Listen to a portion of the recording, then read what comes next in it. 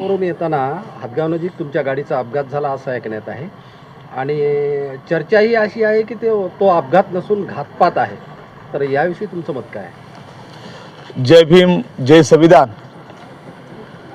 मुळातच नागपूरहून मी यासाठी येत होतो. आपल्या सर्वाला माहीत असेल, या देशाच्या ख्यातनाम आणि स्टार गायिका दीदी अंजली भारती यांनी विदर्भामध्ये एका कार्यक्रमात भीम मेळाव्यामध्ये एक महिलावर, मुलीवर, मग ते कोण्याही जाती आणि धर्माच्या असोत, त्यांच्यावर अन्याय, अत्याचार, बलात्कार संदर्भात त्यांनी त्या ठिकाणी त्याचं मत मांडलं. आणि मत मांडत असताना मुळात हे सांगायचं होतं की बा आज खातं जे आहे फडणवीस यांच्याकडे आहे आणि का कठोर कायदे करत ना तुम्ही. असं जर शांत बसलात, एक दिवस सगळ्या जात धर्माच्या महिलावर बलात्कार होता एक दिवस तुमच्याही पत्नीवर बलात्कार होऊ शकतो, तेव्हा तुम्ही जागृत होणार का? असं बोलता बोलता भावनेच्या भरात म्हणा, ओघाच्या भरात म्हणा, त्या ठिकाणी फडणवीस यांच्या पत्नीवर बलात्कार करा असा चुकीचा शब्द त्यांच्याकडून गेला होता आणि त्याबद्दल त्यांनी दिलगिरीसुद्धा व्यक्त केलेली आहे. पण मुळातच भारतीय संविधानानुसार एखादा जर गुन्हा केला असेल तर त्याच्यावर कायद्यानुसार एकच FIR दाखल करता येतो. पण आज दीदी अंजली भारती यांच्यावर ज्या माझ्या पत्नी आहेत त्यांच्यावर आज जवळपास 5 जिल्ह्यांमध्ये गुन्हे दाखल झालेले आहेत. याचा अर्थ स्पष्ट आहे की आंबेडकरी गायक असेल, आंबेडकरी कार्यकर्ता असेल, आंबेडकरी पत्रकार असेल, आंबेडकरी चळवळीचा कार्यकर्ता असेल, की ह्या लोकांचे आपल्या सर्वांना आता CCTV फुटेज आहेत. याची गलती कुठे होते का? आणि जर चुकून त्यांना सापडलं तर त्याला कायमचं उद्ध्वस्त करण्यासाठी, त्यांचा कायमचा आवाज दाबण्यासाठी दीदी अंजली भारती यांच्या 5 जिल्ह्यात गुन्हे दाखल केल्यामुळे मी त्यांच्यासोबत होतो. आणि सोबत आल्यानंतर मग मला रमाई जयंतीचे काही कार्यक्रम होते आणि 2 दिवसाचा गॅप होता. मी नागपूरहून घराकडे येत असताना हातगावजवळ अचानक त्याचं स्टॉप नाही, कोणतं गाव नाही, काही नसताना एक जवळपास मला 14 का 16 टायरची गाडी होती आणि अचानक त्यांनी सडनली तो एकदम माझ्या समोर आला, आडवा झाला आणि जवळपास माझ्या गाडीचा जी होंडा CRV गाडी होती माझी, तिचा चकनाचूर झाला. मी बेल्ट वापरला होता आणि आपल्या सर्वांच्या तथागतांच्या आशीर्वादाने, समाजाच्या आशीर्वादाने त्या ठिकाणी मी किरकोळ आणि माझ्या छातीला मार वगळता मी सुखरूप बचावलो. पण प्रॉब्लेम असा आहे की माझं स्पष्ट मत आहे, माझे कार्यकर्ते असतील, आमचे जिल्हा कार्याध्यक्ष श्यामभाऊ धुळे, शहराध्यक्ष सिद्धूभाऊ असतील आणि सर्व भीम टायगर सेनेच्या पदाधिकाऱ्यांचं आणि माझे असं स्पष्ट मत आहे की तो अपघात नसून घात आहे. त्याचं सर्वात मोठं कारण की त्या ठिकाणी म्हणजे आउटसाईडने याचा काही संबंध नाही.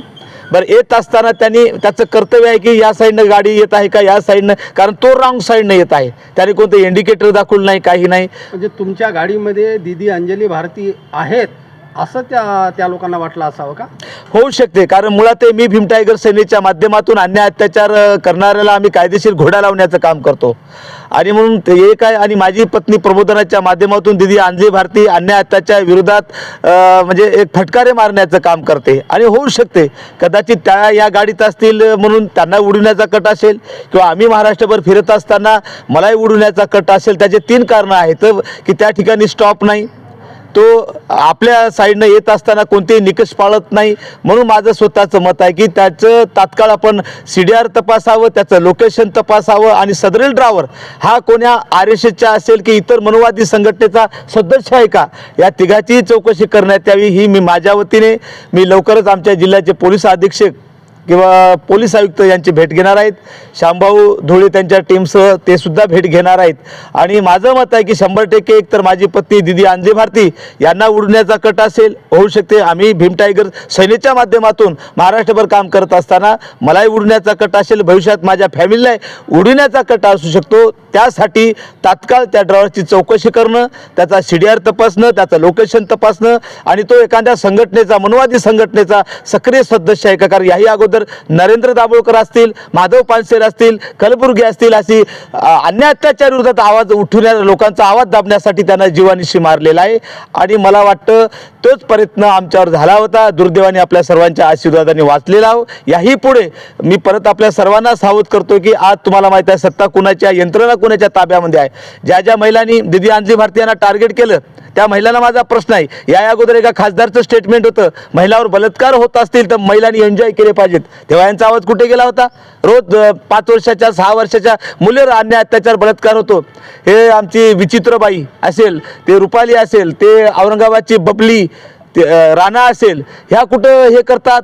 पण नुसता बलात्कार करा म्हटलं तर एवढा आवाज उठिला आणि मुळात बलात्कार झाल्यानंतर मात्र यांनी काही करत नाहीत। याच्याहून एकच टार्गेट आहे की आंबेडकरी पत्रकार असेल, संपादक असतील, कार्यकर्ता असेल, गायक असेल, यापुढे यांना फार मोठा धोका आहे। यांनी आवाज उठविला तर यांचा आवाज दाबण्यासाठी त्यांनी जनसुरक्षा कायदा सुद्धा अस्तित्वात आणलेला आहे, जो कट्टर मनुस्मृतीच्या 8/270 कलमाचं तो समांतर करतो आणि म्हणून ड्रायव्हरची तात्काळ चौकशी होणं अत्यंत गरज आहे। अन्यथा भीम टायगर सेनेच्या वतीने महाराष्ट्रभर माझे कार्यकर्ते आंदोलन करतील एवढा इशारा देतो।